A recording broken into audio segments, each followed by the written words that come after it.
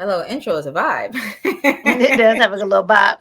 Hey, everybody, welcome back. It's Ro here. Hey, it's And Bijou Star. it's And we have Krista. Krista. Yes, Krista Lumpkins Howard. She's with us as well. yes, Krista is with the Birthing Beautiful Communities, and we've seen your beautiful face before. And of course, this is another edition of Mothering Together, Moms Mothering Together. It is our podcast of just being a village for moms, aspiring moms, all that good stuff, caregivers, and all of that, right? So, today's episode is basically surrounding postpartum and mental health, which is so crucial, girl, in everyday life, but especially as a mom. So that's what we're going to dive in today, just the role of mental health playing in a mother's overall well-being and the ability to care for our babies. So let's just set this right off. We're going to start off talking about healing. All right, because a lot of people, a lot of moms, especially right after, I mean, we know about postpartum. Some of us have gone through postpartum, some of us have not, but healing is not just physical after having a child, it is also very much mental. Okay, so let's talk about why it is essential to normalize discussions around postpartum mental health and how we can encourage a more open dialogue behind it. So I'll just say, let's talk about mothering the mom and what that looks like. It's just checking in on mom. How you doing? How is your day going? How are you feeling? I think some of those questions we don't think to ask because we're so absorbed in baby. Oh, look at this new human, right? Well, we got to check in on mom and just make sure that she's well. If she's acting different or not being herself, she's lacking motivation. She doesn't want to shower or doesn't feel like she can shower because she has to care for the baby. Those are small little hints where you can know, like, mom's not doing okay mentally. So we Mm-hmm. got to check in on her. Mm-hmm. So, what are some Absolutely. important statistics and insights that underscore the prevalence of mental health challenges in new mothers? Absolutely. So, perinatal mood and anxiety disorders, or PMADs, approximately affect 1 in 7 birthing people. In Black people, it's 1 in 3. And in fathers and partners, it's 1 in 10. So, our mental health is very important. So, let me give you some more statistics from the maternal mental health program. So, 27% of birthing persons start off pregnancy with anxiety and depression going into it. Once Mm. they have the baby during delivery, it goes up to 33%. By the time they deliver and postpartum, they're having symptoms of maternal mental health up to 40% or more. Mm. And this is usually doubled in Black birthing persons. That's Wow. crazy. Yeah, it is.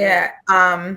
So the other day, it's crazy. I was listening, I was on TikTok and I saw it was like an audio recording of a mother who was clearly distraught, clearly just mentally drained and exhausted. And she literally called 911 to get support for her babies, her infant babies that would not stop crying. She couldn't understand what they needed.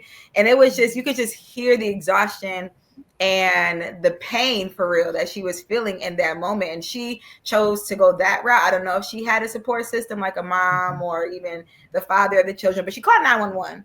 Okay. And I know that in situations where it becomes a lot of bit crazy and overwhelming, women will probably question, like, okay, well, what do I do? What is the road to recovery? Can we talk about the path to recovery, specific therapies, treatments, and routines that can definitely help these moms?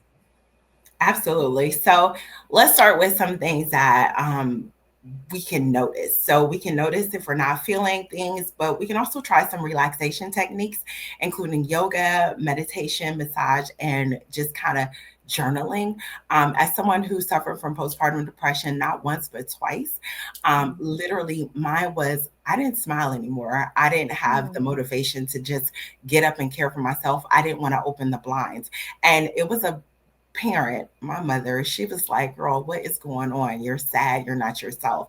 So if you're by yourself and you don't know where to go, there's some hotlines and resources. Social media is also a place where you can go and reach out for support groups. There are a ton of support groups, and I will share a lot of the resources that we have here at Birthing Beautiful Communities. We have our wellness network. We have a 24/7 line where you can call and speak to someone. There's the postpartum mental health line that is available to people 24/7 as well to call. And if you do go on like a TikTok or Instagram, these you can check out those tags, hashtags. It's Postpartum International or Birthing Beautiful Communities, our wellness network, and connect with someone as well. Awesome, awesome. So now we're going to shift on to the impact that all this has on parenting. All right. So, how does someone recognize that anxiety is actually affecting their life and how they're mothering? Not paying attention to everybody, what's going Mm, on? It's that discombobulation. One of the things now I do is plan, plan, plan. When I say planning my life really helps me as a mother of yes. four, it Yes. really like takes some of that stress and anxiety. When we think about anxiety, it's the fear of the what ifs. And so to prevent those, if we can prepare ourselves as much as possible, just a plan. When you have multiple children, especially a newborn, and let's say someone under two, that's a lot because everybody wants your attention. So first things first, take a moment to emotionally check in. I do emotional check-ins to this day. Throughout the day, if I'm closed my eyes and I'm like talking to myself, I'm just checking in. Krista, are you okay? How are you feeling? Are you anxious? Are you upset? Like, are you sad about something? Just really checking in. Once you do that, it's a good thing to kind of assess the situation, right? If Mhm. kids are running, kids are crying, that kind of thing. Okay, this is a moment. What can I do to prevent this moment or help this moment so we can get past this moment? Acknowledge that, right? You're in a moment, acknowledge it. How do I prepare myself to move forward as well as caring for my children? And then once you get to the place where you're caring for them, maybe one's hungry, maybe just one needs an activity or go to the bathroom, take the moment to do those, but we got to acknowledge it. Then we got to deal with it and then we move past that moment. Once that moment goes by, take a moment to congratulate yourself, right? Because as a Mm-hmm. mom, we don't congratulate ourselves. We do a lot in a day. Everything is constantly coming at us. We got to take a moment and say, you know what, girl, you handled that well. And unfortunately, we got to wait for the next moment because another one is coming. Very Yes, true. and I'm glad that you said that too, just recognizing ourselves in that moment and motherhood as women. But I think a lot of times too, in those moments, we'll be so like strong and like firm focused, like, I got this, I'm a great mom, I'm this, I'm that, my kids are good. But then we forget that anxiety is still there. And we Mhm. forget that that anxiety is still impacting the way we're approaching being a mother. So, can you talk to some of the ways that anxiety can affect us that we might kind of overlook because we're like so focused on I got to keep it together, but it's still there, it's still underlying, and it's creating probably some negative sides to being mommies. It is. And that fear of the what ifs. So when we talk about anxiety, we know that it impacts us every day. We could be anxious about taking the kids to the grocery store. Because honestly, if you've been in that situation where you got the newborn, you got the others, you got to get your groceries, that is overwhelming. So preparedness is one. Also, let's not label ourselves, right? Let's not put such a heavy strain on what I have to do right.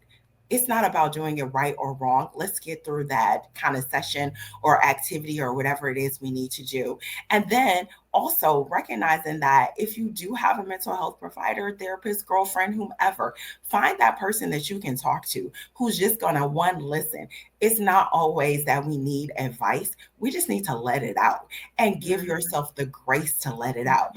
As a mom, honestly, if the kids were screaming and I needed a moment, I have a little scream time myself. Just let me have a little moment to let it out.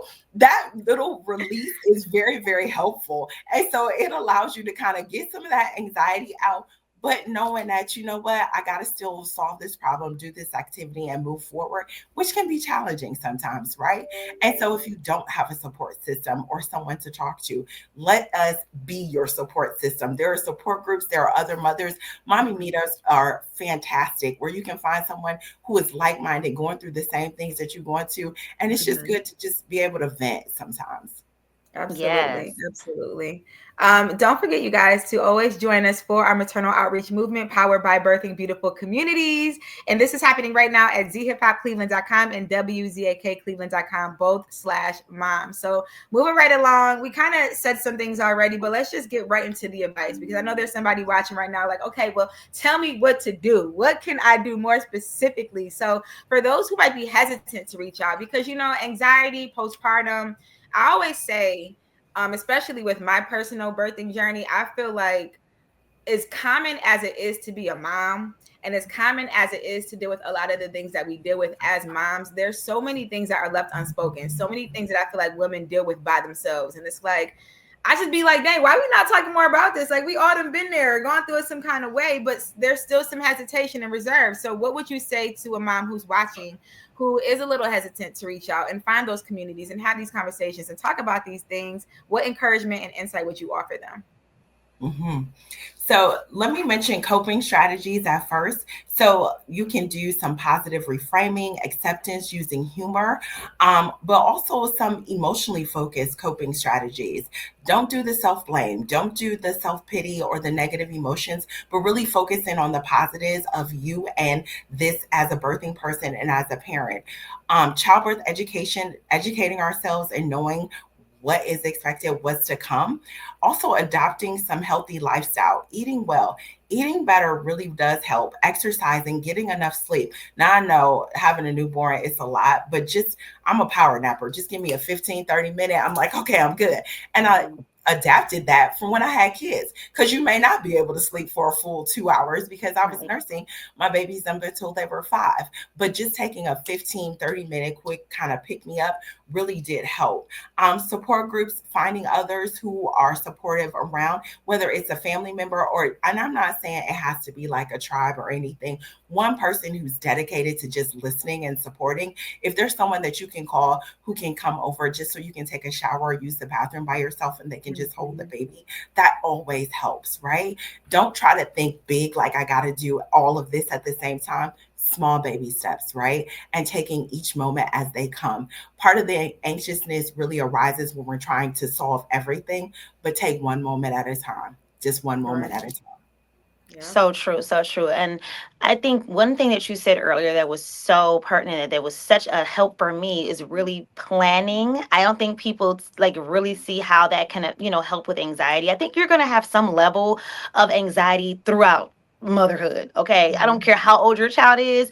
You're going to be like, where is my baby? Right. At some point in time, because mothering never ends, no matter how old your children get. But I think when you really start to, you plan things out. So especially when they're younger, I had two under two, and it just literally was, like you said, it's a lot. There's no way around it. And unless you kind of have a gauge on what your day is going to look like, you're going to be pulling your hair out. You're going to be going crazy all day long. So I think that planning is so, so important to at least have like, and even what you're going to plan for dinner. Because I'm going to tell you, feeding kids is one of the most stressful things in the world. I don't know why.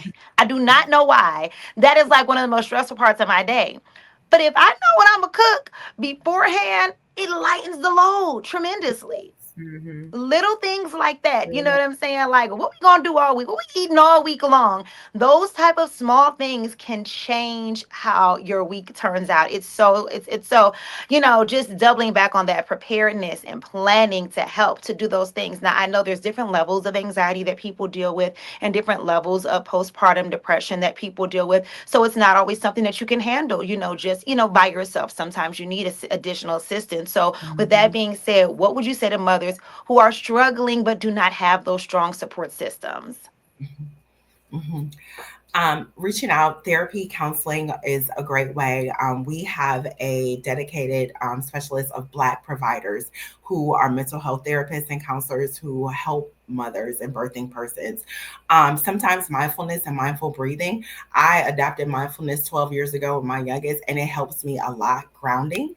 Being in nature, just kind of a walk, get that baby in that stroller and just do just a real quick walk. Hmm. They will calm and relax them and and relax you as well. Yes. Peer support if needed. And then, I mean, sometimes there's a time where if you go to a therapist and things like that, medication does help with anxiety. And so that's along the lines as well. Yeah. So it's like a progression of where the anxiety is for each individual.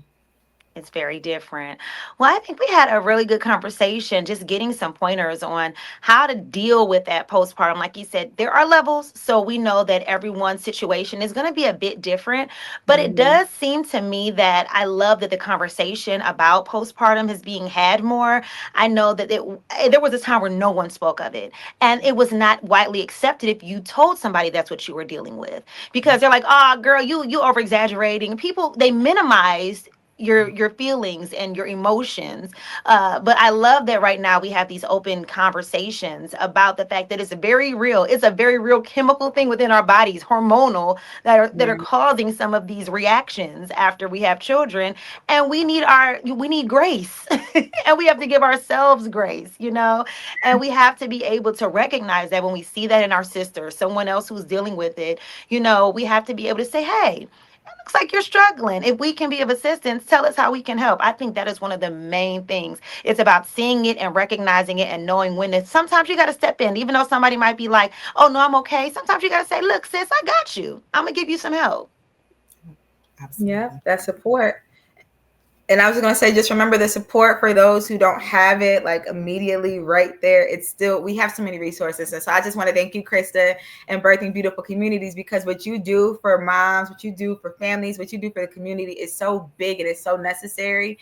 Yes. And we do have resources. We do have help. We just have to reach out. So please, please, please share this conversation, all our conversations, even if it's not you.